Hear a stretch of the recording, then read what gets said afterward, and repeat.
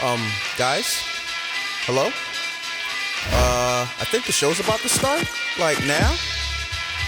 BTP, behind the plastic? Hello and welcome to Behind the Plastic, a show where toy photographers talk to toy photographers about toy photography. I'm Zach, that's Jay. Down here we have not Sully tonight. Sully couldn't join us, but fortunately we have Ben here, aka Crooked Ninja Turtle. Ben, how you doing tonight? You know, I'm doing great. Actually, I forgot I'm supposed to ignore you, so never mind. Oh, that's right. No, that's Jay's job. Oh, sorry. Yeah. I don't do it anymore. Oh, by the way, Sully, we love you. Sully, Yes. We love you. We miss you.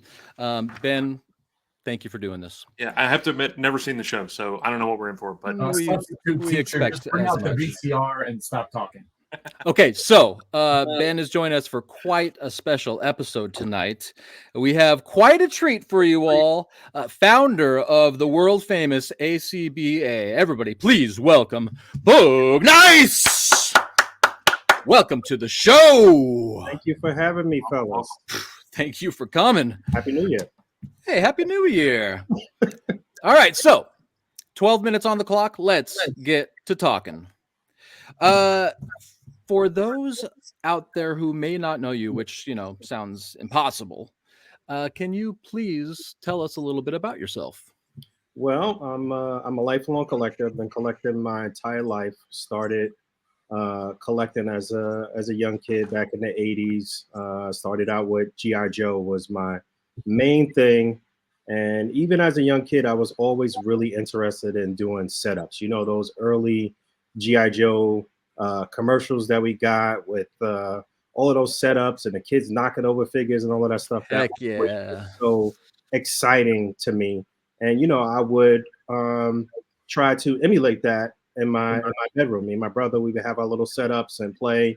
And as time went on and the 90s sort of like X-Men stuff came out and more figures came out, I could always see myself saying, you know what, if these things get more articulated, we could probably do some really, really cool things. And, in 2000, 2001, Marvel Legends came out, and it was pretty much everything that I had been hoping for as a kid, highly articulated Marvel Comics characters. In the 90s and early 90s, I got into comic books heavy too.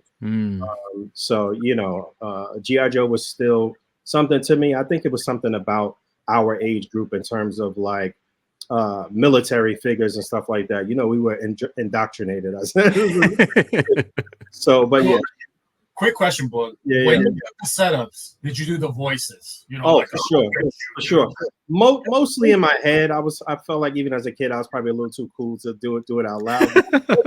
But yeah, mostly in my head. But yeah, Marvel Legends came out, and I started searching on the internet for other people that were into displaying.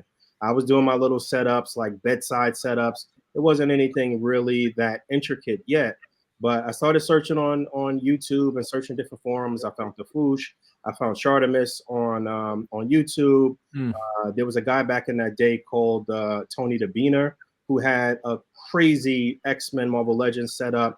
And the way he was posing his figures was exactly how I would pose my figures, like real dynamic, really, really nice posing. And we all started connecting in those early YouTube days. Everybody was just getting together, showing their setups, showing what they could do. And we started calling our setups art at that time, articulated art. And then it basically just morphed into the term articulated comic book art. And that was our community. We started as the Marvel Legends community. And then, it morphed into A.C.B.A. We migrated over to Facebook, started the Facebook group.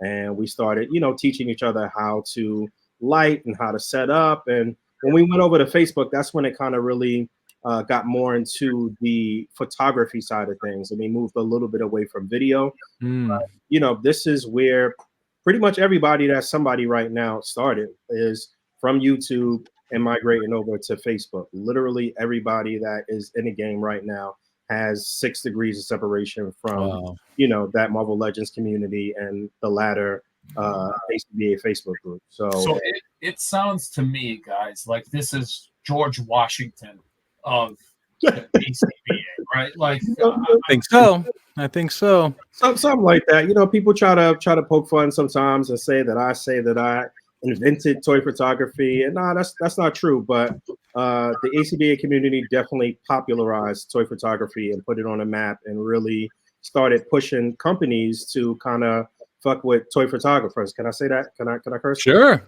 To mess with toy photographers, and yeah, I feel like the ACBA community is what kind of lit a fire under a lot of 40 somethings to 50 somethings ass in terms of just like, you know what, this is cool. I could play with my toys in this way, like, you know what I mean? So you've been doing this even before you were on Instagram, but I want to take a look at your first toy shot on Instagram. This was almost 3,500 posts ago, going on 12 years. This is from November 17th, 2012. Wow. Okay. Mm-hmm. And you know what's funny about this shot? This is inside of the DTOF. Like, this is early. Really? Yeah. That's cool. Of the DTOF with a like poster paper behind it and just the light at the top of the DTOF. Like, that's nuts right there. That's so terrible. Been a while since you've seen that, huh? Yeah, for sure. It's so bad. But look, Soda, Street Fighter figures, nothing was kind of off limits. We dabbled in everything, and where we are right now in terms of collecting with all of these different companies and third parties and this and that, man, it's amazing. It's wonderful. But in 10 seconds. So people always wonder, man, I've wondered for the longest time, how the heck, and I know people are like fighting each other, like in our little Instagram group, right? Mm-hmm. Like, man, how do you get the stupid feature? It's the one feature that I'm missing. How do I get this feature? So in 10 seconds, tell us how to get this feature and who should they follow sort of to get their inspiration as to kind of get this feature. In terms of being featured on our Instagram, I would say the main thing you should do is join the A.C.B.A. Facebook group, the main group, or the grind, especially the grind. I would say join the grind group, which is one of our sister groups, but we pluck 90% of our features from within the group. Now, we do pick some stuff from Instagram if you tag us or use our hashtags, but 90% of features come from within our own group. So, all right. See, Ben, you can do it. Yeah, anybody could do it. Get off the bench. Get off the bench. Come out. I'm not ready yet. I'm still working on it. I'm working here. All right, Boog, we took a look at one of your old shots. Let's take a look at one of your more recent shots. This one was chosen by Jay. Nice. Look at this amazing shot. I just love it. So fun. So much action going on. Tell us a little bit about this shot and how you approach your shooting. So, two things about ACBA. Was one thing is, I did coin the term and I trademarked the term.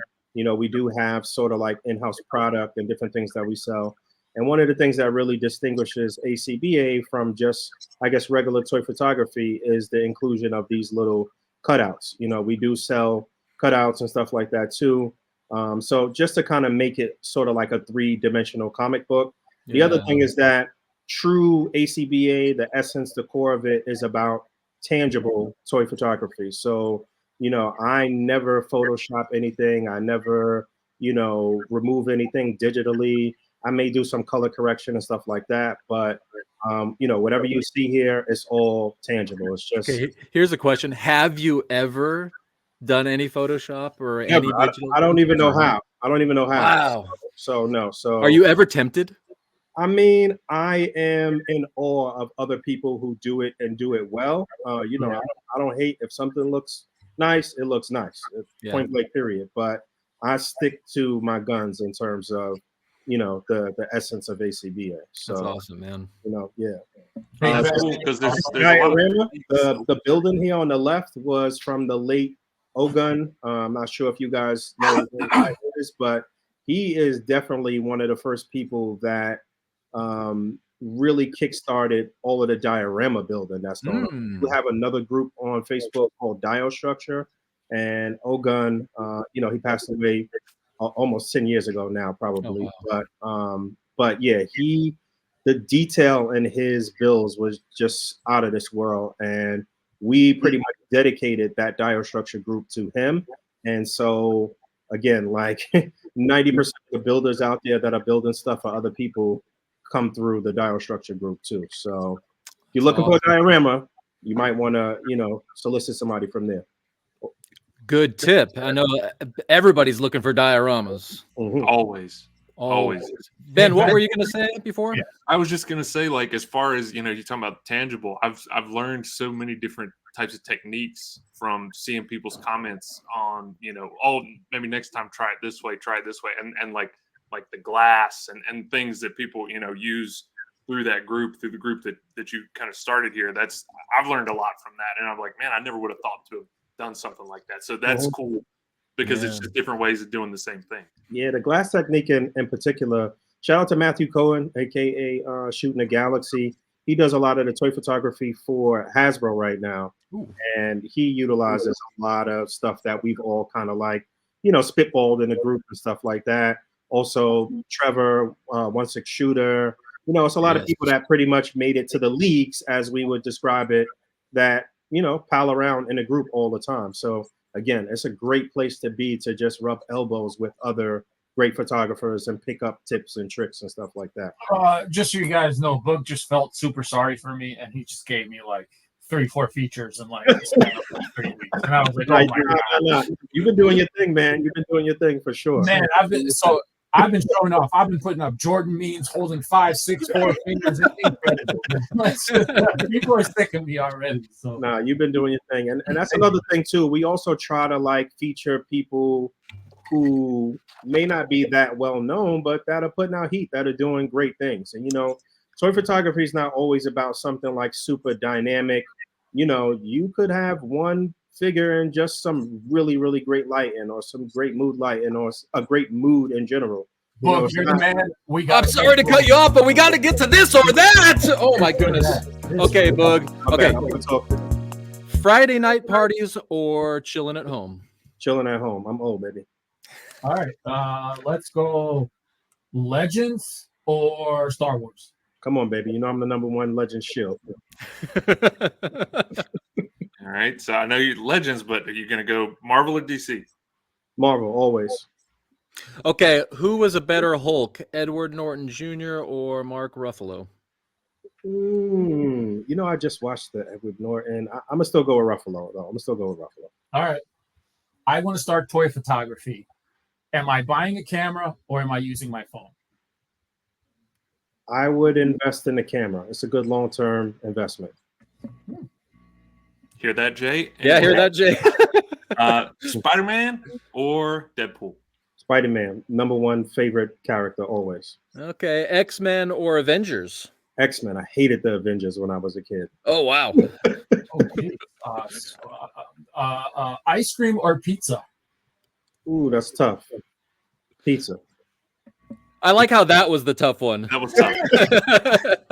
Thor or Loki? I'm gonna go Loki.